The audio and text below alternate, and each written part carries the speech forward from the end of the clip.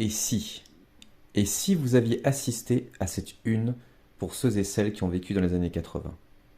Et si la console Atari Lynx avait marché et s'était vendue comme des petits pains? Oui, je sais bien ce que vous allez me dire. Avec des si on refait le monde. Et ce n'est pas ce qu'il s'est finalement produit. Je vous l'accorde, mais avec cette série Et si, je vais en plus d'imaginer ce qui aurait pu se produire, surtout tenter de décrypter avec vous les raisons de l'échec de la première console portable couleur au monde, l'Atari Lynx. On se retrouve tout de suite après le générique.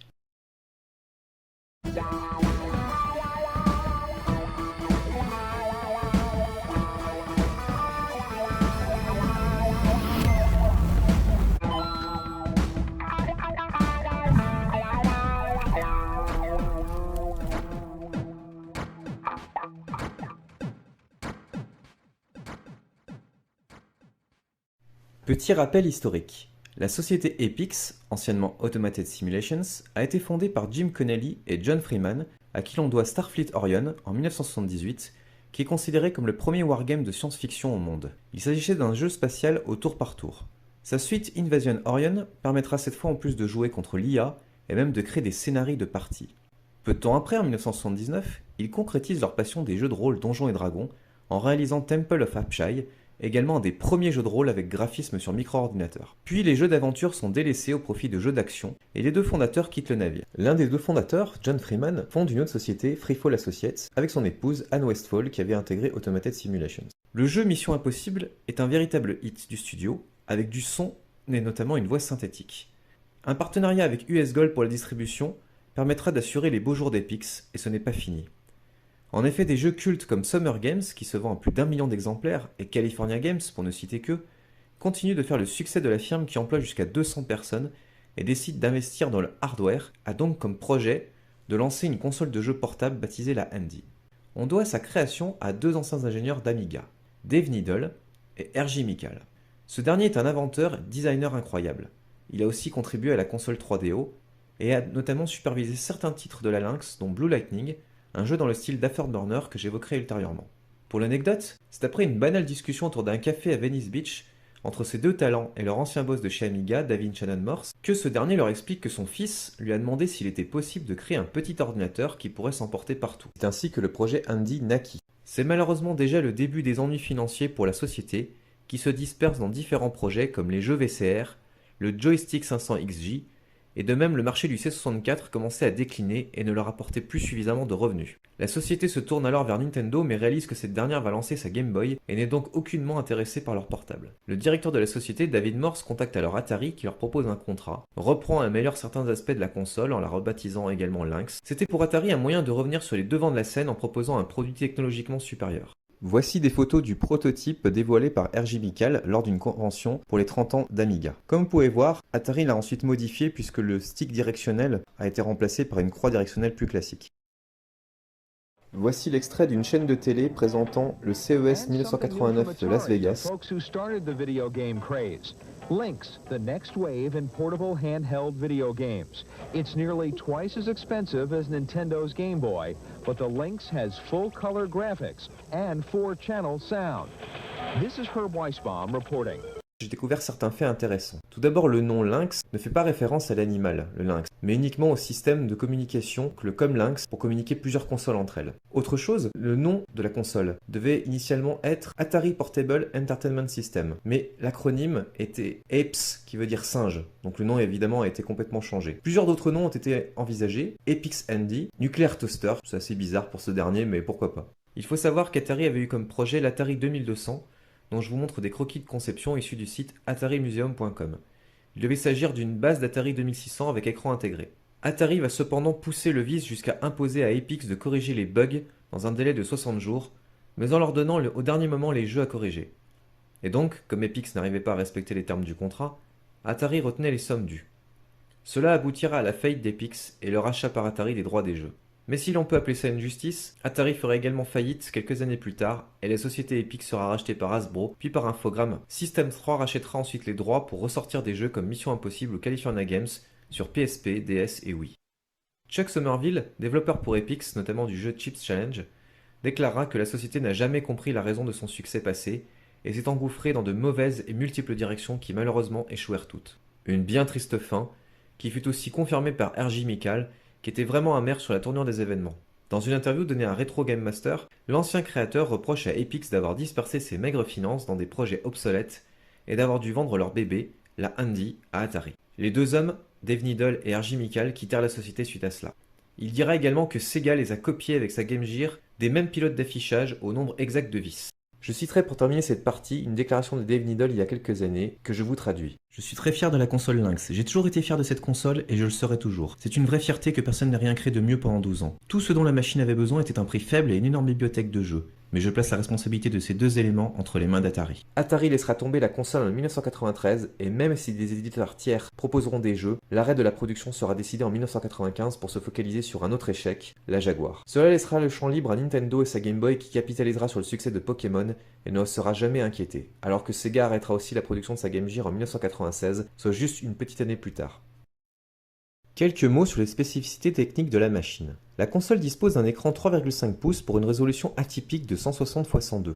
Pour comparaison, la Game Boy et la Game Gear ont par exemple une résolution de 160 x 144. La console disposait également de 64 kg de RAM, ce qui est impressionnant par rapport à la concurrence qui n'en disposait que de 8 pour la Game Boy et jusqu'à 16 pour la mémoire vidéo de la Game Gear. 4096 couleurs, dont 16 à la fois, 2 processeurs, un 8 bits dénommé Mickey, cadencé à environ 3,6 MHz, et un autre graphique 16 bits appelé Suzy, cadencé quant à lui à 16 MHz. Cet aspect hybride 8-16 bits se rapproche de l'architecture de la PC Engine. De plus, la console a dans son processeur ce que l'on appelle un blitter, et cela fait réellement toute la différence. Alors qu'est-ce qu'un blitter? C'est dans un micro-ordinateur un coprocesseur graphique 2D qui accélère les copies de blocs. Il peut être utilisé pour décharger le processeur principal dans des opérations comme le défilement ou les mouvements de sprites. Merci Wikipédia, mais pour faire simple sans jouer mon Jammy, la Lynx est une machine à sprites et contrairement aux autres peut effectuer des zooms, rotations et autres redimensionnements incroyablement bluffants. On peut de plus la tenir verticalement et surtout elle a été pensée pour être utilisée par les gauchers en la retournant. Niveau sonore, qu'en est-il? La première version disposait de 4 canaux 32 bits qui sortent en mono, alors que la seconde version sortie en 1991 aura elle le son stéréo. De même, un port Comlinks était utilisé pour jouer jusqu'à 18 joueurs en théorie, 8 dans la pratique sur les jeux le supportant mais ces derniers seront peu nombreux. Les attentes étaient grandes, en témoignent les espérances de la presse spécialisée de l'époque et notamment de Alain Huyghe-Lacour dans le numéro 76 de Tilt. Il ne cache pas ses craintes concernant une machine extra techniquement, mais qui devra offrir de bons jeux et avoir des éditeurs tiers s'il ne veut pas être dépassé rapidement. Autre avis de la presse spécialisée de l'époque, Joystick, avec l'avis de GM Destroy, qui fait un avis plutôt positif sur la Lynx en pensant qu'elle va se vendre comme des petits pains. Il est plus mesuré sur la Game Boy, mais finalement l'avenir dira le contraire. Quant à l'avis du magazine Gen 4, ce dernier était plus mesuré et constatait des défauts problématiques, notamment le problème de son autonomie. La guerre des consoles n'a pas eu lieu uniquement entre Nintendo et Sega. Atari a également tenté de faire du Sega avec sa Lynx. Comme vous pouvez voir sur les publicités papier ci-jointes, les deux géants japonais en prennent chacun pour leur grade. C'est un peu une situation désespérée qui ferait presque de la peine car les ventes n'étaient pas bonnes, donc la communication d'Atari devenait plus agressive. Encore une fois, une erreur de stratégie qui ne sera pas payante.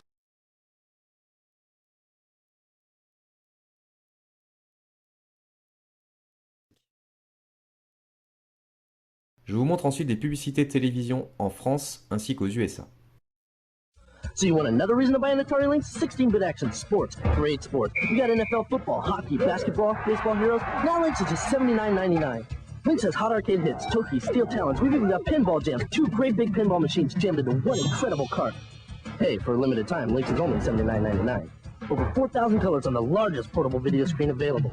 So get your shoes on, run to the store. You know you want a Lynx. The most fun you can hold in your hands. Lynx by Atari. Lynx d'Atari, vous branchez 4 joueurs, un seul reste vainqueur. Lynx d'Atari, ça vous dévore.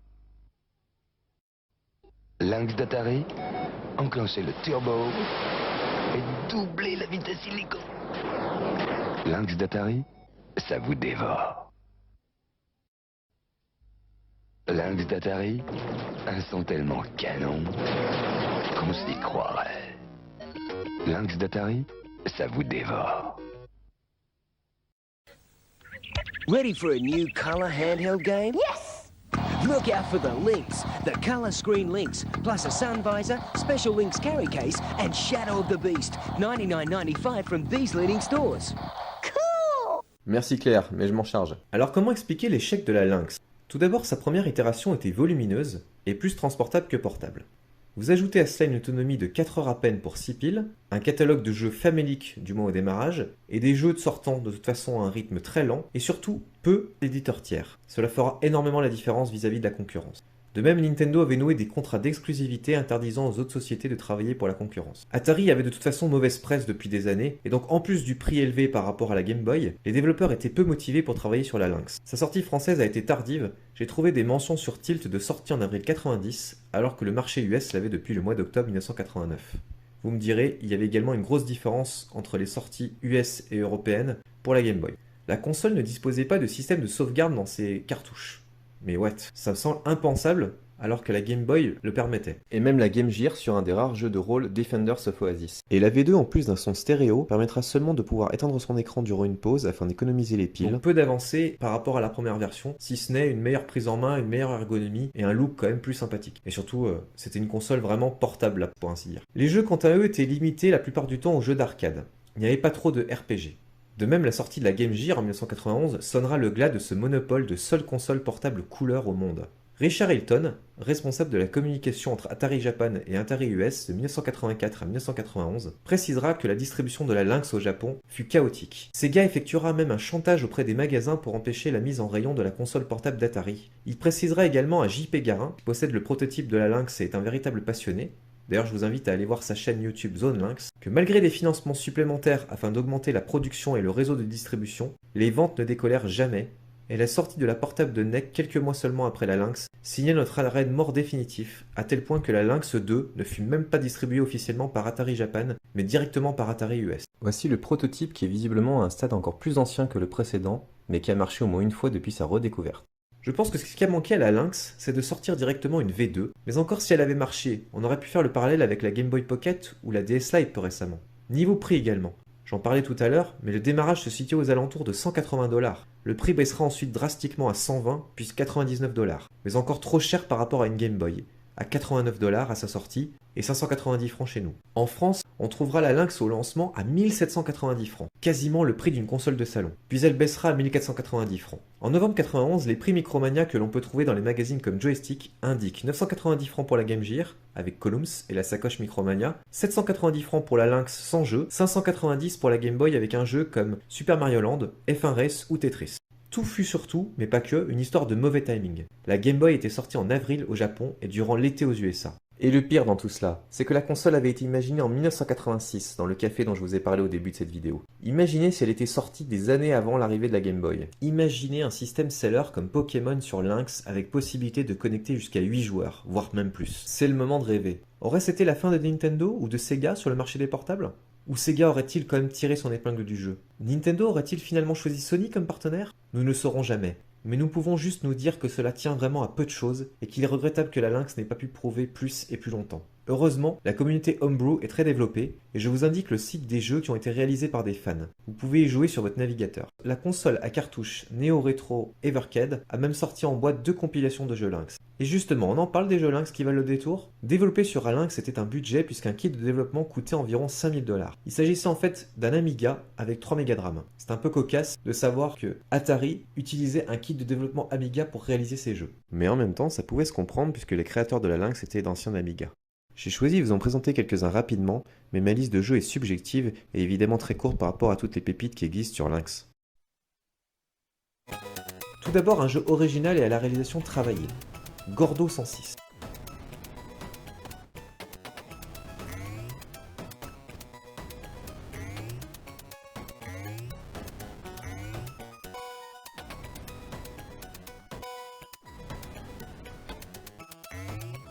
Ensuite, un jeu qui démontre les capacités graphiques de la Lynx, Blue Lightning.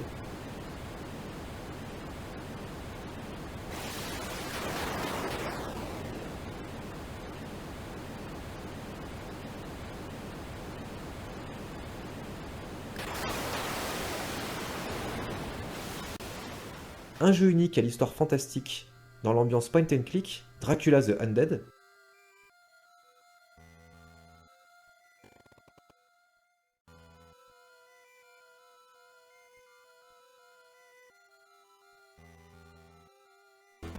Un jeu qui est plutôt un bon défouloir, Basket Brawls.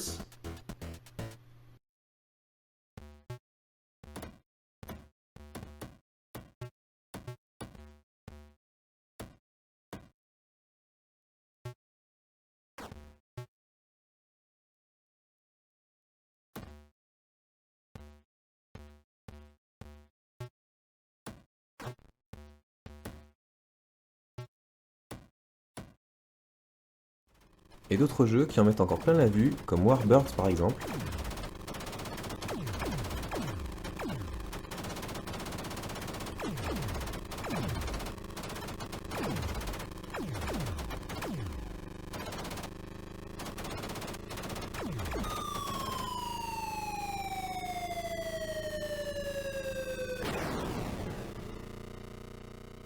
Double Dragon.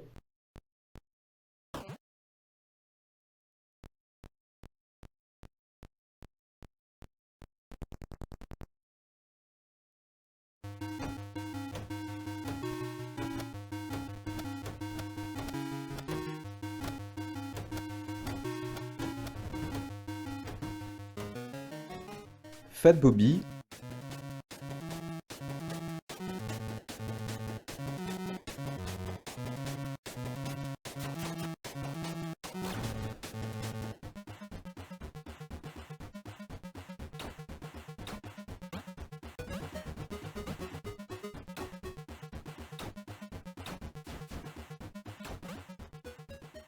Battle Wheels.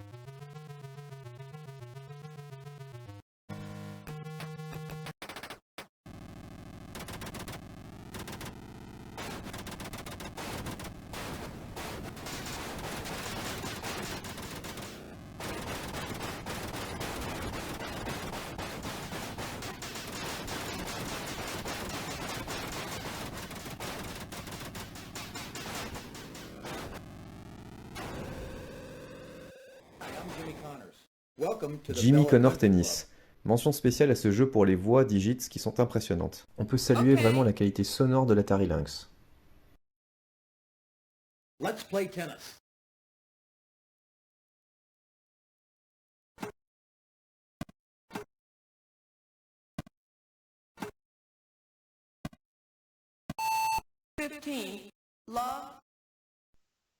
Il y a aussi des jeux sortis récemment, comme Zaku en 2009 par exemple. Malheureusement, il n'y avait pas de son pour cette démo du jeu, qui n'est aujourd'hui plus produit par le studio.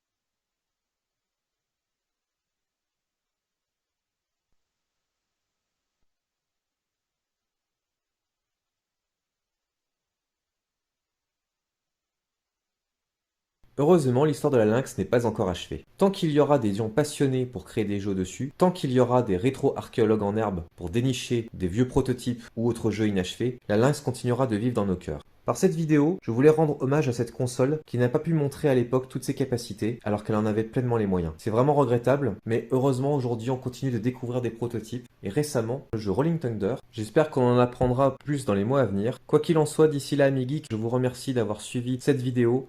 N'hésitez pas à aller tester les jeux dont je vous ai parlé, ainsi que d'autres, il y en a énormément, parce que le catalogue de la Lynx est finalement rempli de pépites qui méritent d'être découvertes. Et je vous dis à très bientôt pour une prochaine vidéo. Ciao ciao!